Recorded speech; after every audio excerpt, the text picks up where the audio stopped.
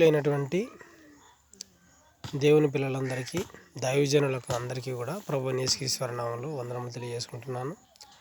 పిల్లరా, ఈ చెట్టు ఇది ముళ్ళ చెట్టు. ఇది చూడండి, దీనికి ముళ్ళులు ఉన్నాయి.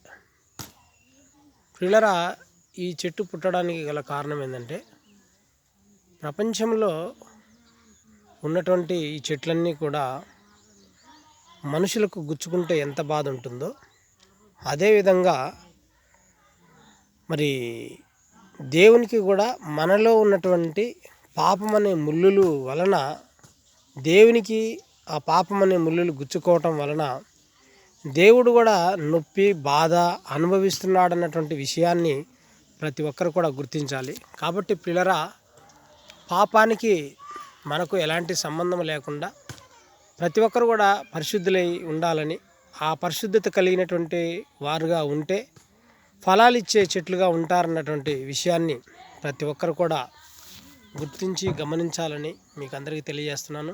పిల్లరా, చూడండి, ఈ ముళ్ళులు ఎట్లా ఉన్నాయో చూడండి, ఒకసారి బాగా గమనించండి. చూసారా ఆ ముళ్ళులు ఎట్లున్నాయో?